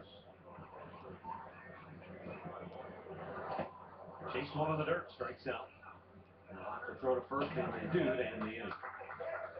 7 complete from Goodyear. It's the Reds 6 and the Indians 3. Huh. 15 minutes could save you 15% or more on car insurance. Everybody knows that. Well, did you know Pinocchio was a bad motivational speaker? I look around this room and I see nothing but untapped potential. You have potential. You have... Oh boy. Geico. 15 minutes could save you 15% or more on car insurance. Frank Sinatra was a man. No, he was the man. And he loved Jack. No, that's Jackie. Jack, as in Daniels. On stage every night. 3 rocks, 2 fingers, and a splash of water. He's even buried with the bottom of it. So Frank, here's to you. That's the nectar of the gods, baby. 8th inning here. And good year with the Indians, trailing 6-3. J.C. Ramirez got the final out of the 7th inning, and he'll stay on pitch here in the 8th. Ramon Santiago will lead off for Cincinnati.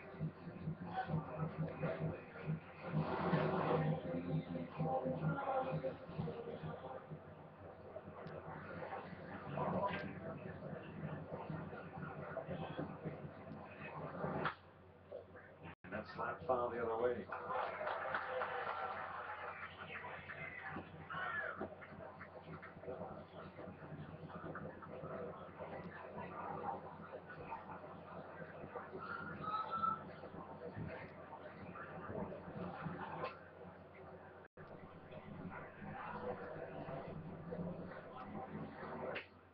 In off the plate. Ramirez, a fastball, a slider, and a split finger. Part of his repertoire. And there's the splitter.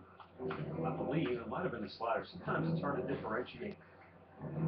Well, it was located well down and in after he threw something away to get Santiago to chase it, swing over the top of it.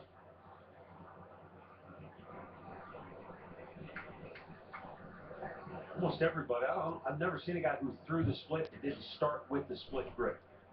Well, yeah, I'll start with it because it's easier to go off of that than it is to go to it. That is correct. Do you tip it, Rick?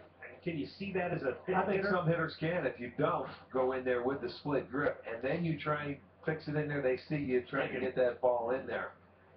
So then they know you're going to it, so you might as well start with it, and you can always come off of it. A little bit low with what appeared to be the slider, full count. But now the splitter was a pitch back in the 80s and 90s. Now it's the changeup. There's so many guys with great changeups, but you can see when you have long fingers, and you can see how that grip goes right into the glove, and he can take it right off of there and look at the fastball that walks him. There's Santiago aboard to start the 8th for Cincinnati. Tucker Barnhart, who walked his only time up back in the 6th. Well, I thought that was an interesting story with regard to John Axford, who will be at the back end of the Indians bullpen this year. When he was with Milwaukee last year, remember early in the season he was really struggling, eventually shipped to St. Louis, and when he got to the Cardinals, they were the ones that said, yeah, we knew what you were throwing. You were tipping your pitches. And they showed, your own division. They showed him on video what they saw, and he went, wow. And realized it was quite that Creatures obvious. of habit. So he went back to sort of refining what he does on the mound, and he didn't want to tip his hand and let the whole world know. So, you know, I think a lot of pitchers at some point in time come back and say, you know, that are getting hit around pretty well. I'm tipping something. They got to know, right? You know, whether they raise their hands up higher on a breaking ball or something from the stretch, or something they're doing with their glove, or how they go about doing things. Guys, I mean, just focus on pitchers and their wind-ups. Barnhart swung and missed, and he's out. 1 away. No chance to throw out the runner. Perez was trying to come up with a throw, but he just never got it in the glove, hit off the thumb. Yeah, didn't catch it cleanly, and Santiago was running. So that'll go as a stolen base for him. Was that something that when you were playing, Rick, did you try to pick up on things? You or did. You always had guys in that dugout watching the pitcher trying to just pick up something, a giveaway of something. I guess one of my questions is if somebody said to you, Rick, watch for this. If he does this, you know it's a certain pitch. Could you pick it up that easily in the box then? Oh, well, not always. You know, I mean, some guys may see it. Some guys were very good at it. Some other guys, you know, you can tell they didn't want to know. There's a smoke job in the center field. That's going to go all the way to the fence. Donald Lutz just hammers one. Scoring on the play is Santiago, and big Donald Lutz all the way to third base with an RBI triple. For a big guy, he got around the bases pretty well, didn't he? He sure did, and that brought a vapor trail coming up. Yeah, that's called hitting the gap. In right center, he stayed back and he smokes it. That ball elevated and hit a line drive, and he was off to the races. In game number 1, you're running that 90-yard sprint from home to third. Lakeland gets over, gets it in, but not in time. Lutz gets a triple. They add on. It's a 7-3 ball game, Cincinnati. It's a bad feeling if you're in center field and you're shading him toward left center. Yeah. It's a line drive to Well, right. and you look at the location. That's the pitching and defense goes hand in hand. You make a mistake, and they burn you in the gaps.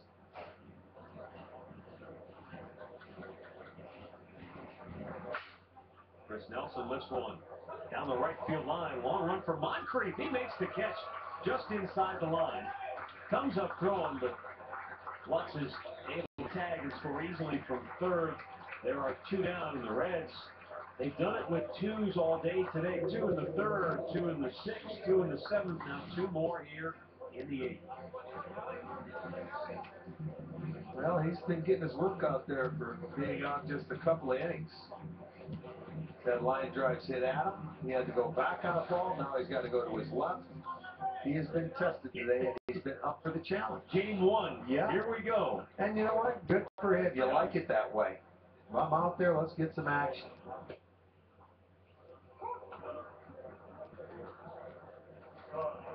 Neftali Soto line to right his only time up. That was the play Rick was referring to for Moncrief in that 7th. Come in and made a nice play. Soto drills one right back through the box. Second hit of the inning. And with Christopher Negron, he sent one to deep right field, and Moncrief made a nice line catch on the warning track.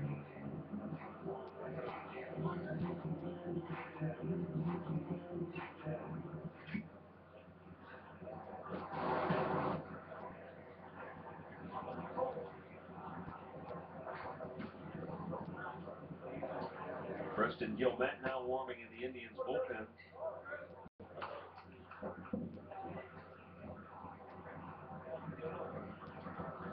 He is the 8th scheduled pitcher the Indians hope to see in this game here this afternoon. Good off-speed pitch, dropped in for a strike.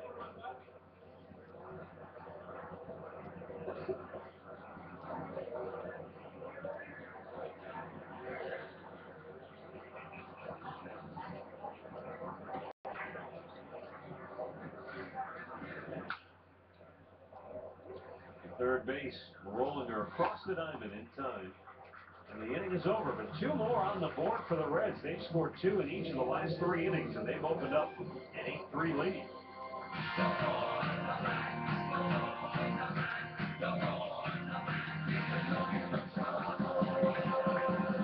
With roster spots up for grabs, teammates become competitors.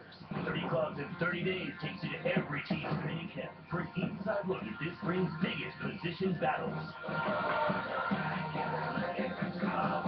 MLB Tonight's 30 clubs in 30 days begins Friday at 8 Eastern, only on MLB Network. This month, GMC Sierra is going to work for you. Using new ideas and incredible thinking to bring you professional-grade engineering and higher standards. And now with 2 years of scheduled maintenance, February is a great time to step up to a new Sierra. Now through February 28th, use your 5188 President's Day discount to get a total value of up to $7,500 on this all-new specially equipped 2014 GMC Sierra. This is the age of knowing what you're made of. Why let erectile dysfunction get in your way? Talk to your doctor about Viagra. Ask if your heart is healthy enough for sex. Do not take Viagra if you take nitrates for chest pain. It may cause an unsafe drop in blood pressure. Side effects include headache, flushing, upset stomach, and abnormal vision. To avoid long-term injury, seek immediate medical help for an erection lasting more than 4 hours. Stop taking Viagra and call your doctor right away if you experience a sudden decrease or loss in vision or hearing. This is the age of taking action. Viagra. Talk to your doctor. 8-3 Reds, bottom of the 8th inning here in Arizona. All bets are off. Will follow us tonight. First round is moved to prime time for spring training. Oh, good. He's got to go to work today. Tonight he'll talk with Neil Huntington, GM of the Pittsburgh Pirates, and of course formerly of the Indians front office, and coming off a tremendous season there for the Buccos. Pedro Beato now on for Cincinnati. He'll work here in the 8th inning. It's in 10 games in Boston last year.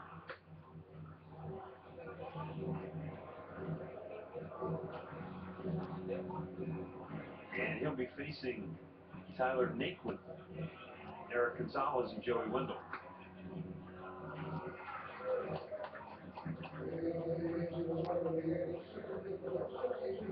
And Naquin.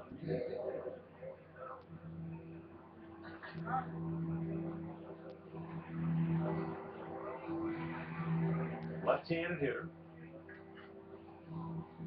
Wonder if he's like you, if he does everything right-handed except bat, because he's right-handed thrower. Yeah. I'm not asking if he plays golf right-handed or left-handed. That's a good question. Swings its first pitch, fouls it out of play.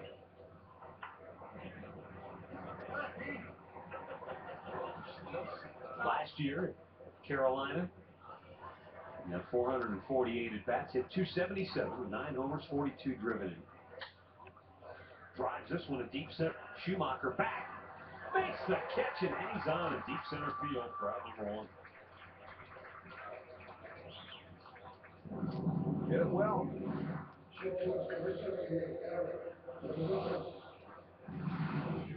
Down, got a low pitch. Schumacher looking, get on that horse out here. There's a lot of ground to cover on these Arizona outfields. Good running catch.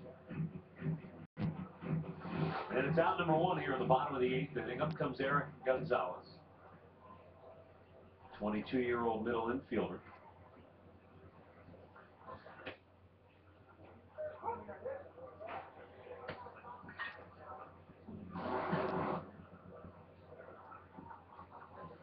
Last year, he played a little bit everywhere. I've only seen him take balls at shortstop so far during spring training workouts, but he played 65 games at third, 55 at short, 13 at second base, and he played a game at first base and 1 in center field. Boy, play wherever makes you more valuable. By the time you get to that big league level, and it's getting back to that where if you're going to be an extra man, even if you're not, and you can play 3 different positions, it's certainly going to help your stock.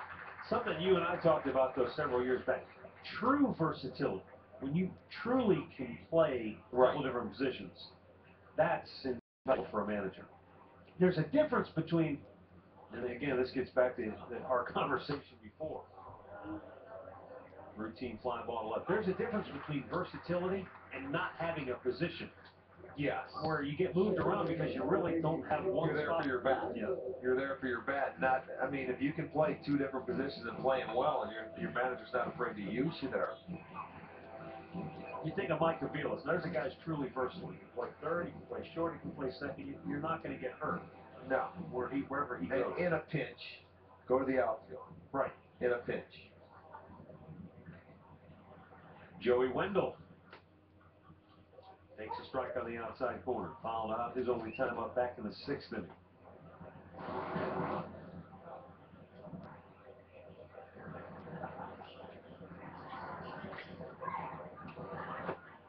Trying to hold up, but he went around. He's on the hole 0-2.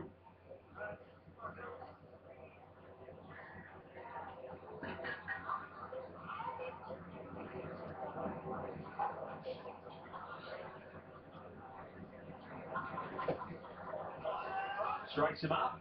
Throw to first. Ends the inning. Time goes 1, 2, 3. And after 8, the Reds lead by 5. The score 8-3 after 8. You see the score right now.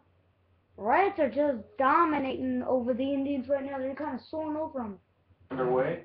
8-3 Cincinnati, 9th inning here in Goodyear.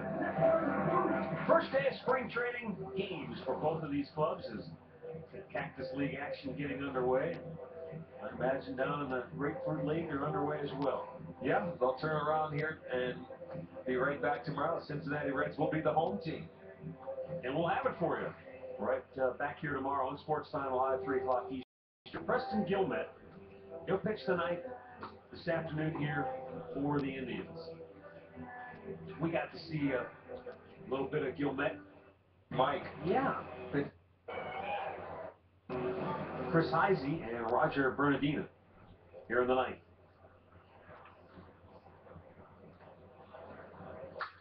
In the air left field. Carson makes the catch, one away.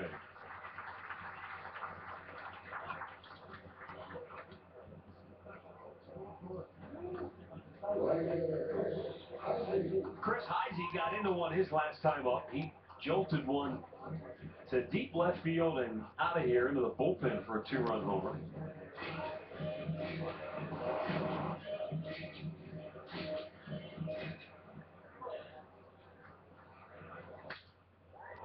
Smacks one to left field. Carson on the dead sprint. It's over his head. This one hops the wall right at the 380-foot mark.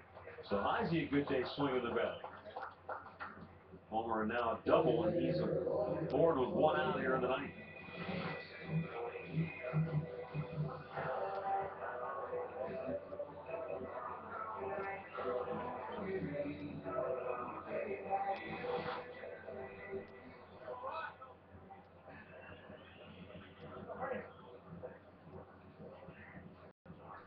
Medina singled and scored in the 6th. Struck out his last time up. Takes the ball down low.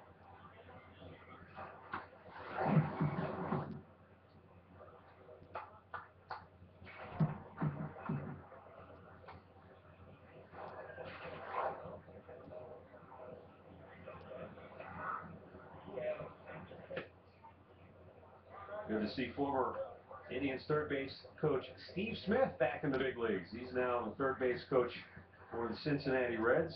Of course, Smitty was a member of Manny Acta's staff for 3 years in Cleveland.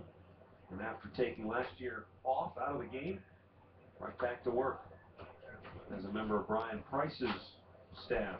Yeah, I didn't realize it until I ran into him at the Reds and the Indians golf outing last Friday. And I said, man, you snuck under the transactions over there. I didn't see your name. He says, I had to do it early in November so nobody would be looking. Well, one thing in spring training, you always keep just in case. Mm-hmm. You never know. Hopefully people watching back in Cleveland will give you a little warm feeling. I know that temperature-wise it's not very warm back there, but right around the corner will be Major League Baseball. We'll be heading back April 4th, our home opener against the Minnesota Twins. We will open up on the West Coast against the A's. And that'll be here before you know it. Good pitch in there for a strike. Evens the count 2-2.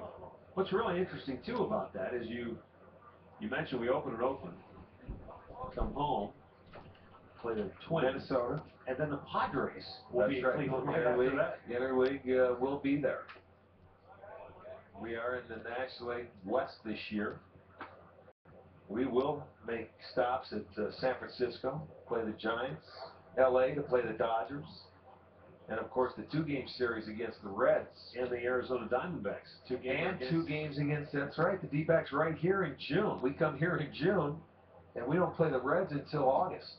Yeah, 4 straight. Right. 2 there, 2 at our place. Uh-huh. Or vice versa, I'm not exactly sure. And now we start at our place and then go to Cincinnati. I think it's a Monday, Tuesday in Cleveland, Wednesday, Thursday in Cincinnati.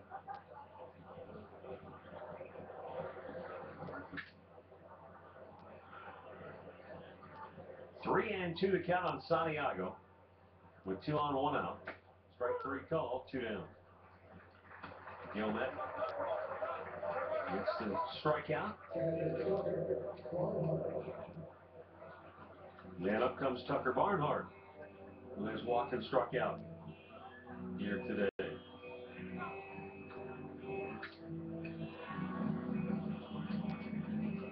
If you joined us late, Trevor Bauer got the start today for the Indians. Walked the first 2 batters of the game, but had to strike him out, throw him out double play. Fly ball to end the inning, so no damage done. Aaron Harang worked a scoreless inning after Bauer, and then the bullpen parade began in earnest. T.J. House worked a couple of innings, gave up 2 runs in his first inning of work, and Nick Hagedorn looked really sharp, worked a 1, 2, 3, 4th inning. Colt Hines got roughed up, a couple of runs. C.C. Lee allowed 2 runs on the 2-run homer by Heisey. J.C. Ramirez also touched up for a couple of runs.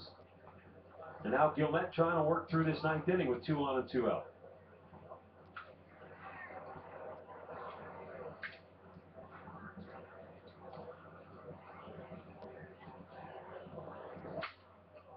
Popped him up, thumb. New bat. It sounded like it broke. And he will head to the dugout for some new lumber.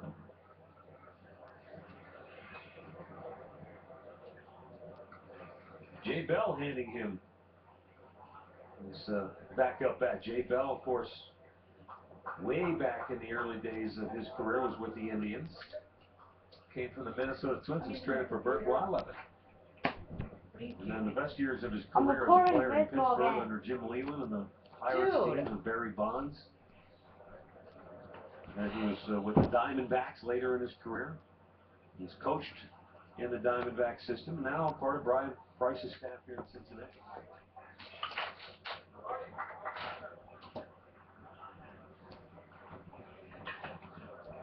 I don't know how much memory you're using on my computer by doing that kind of stuff, but It doesn't waste any memory. huh? It doesn't waste any memory. No, it doesn't really waste any Because memory. if I find out that my memory's being sucked up by those videos you're recording, I'm going to be deleting them. 8 runs on 10 hits for Not Cincinnati. safely, because of YouTube, Mom. It doesn't take up any data. Swing and a miss. Gilmet gets the strikeout. He fans a pair to end the 9th. Season shot to get a total. Bell features a fastball, a curveball, and a changeup. Time up, he fouled the ball right down in front of home plate. It came up and got him on the side of the face.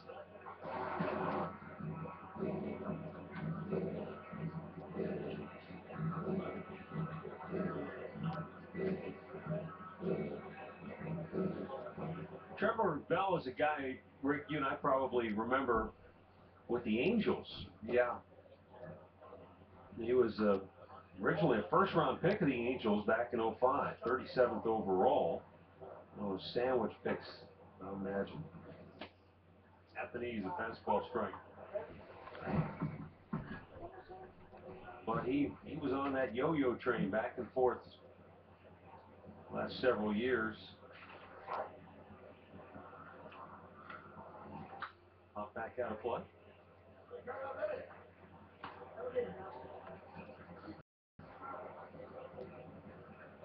Back in 2010, against the Indians, he started the game, went 5 1/3, gave up 2 runs on 4 hits. That was his last start for the Angels.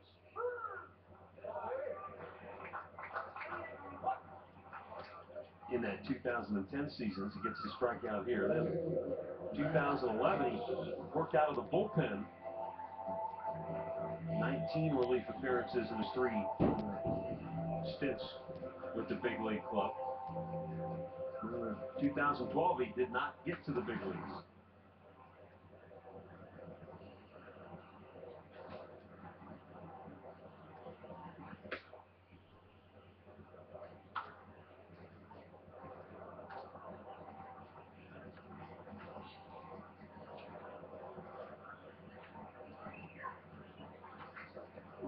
Matt Carson to the ball inside. 2-0 the count here in the 9th inning.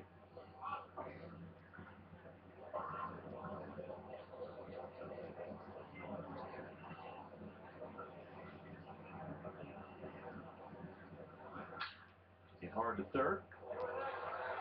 Nelson stays with it and pulls his first baseman off the bag. Error charged to the third baseman, Nelson. 1 on, 1 out for the drive here in the ninth. Couldn't get too far away from him, but you don't field it cleanly. Carson went down the line, he hustled and beat it out.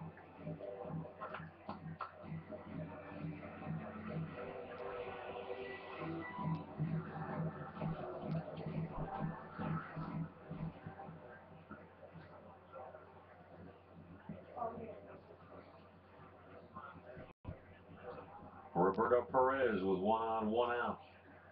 Takes a fastball in there for a strike.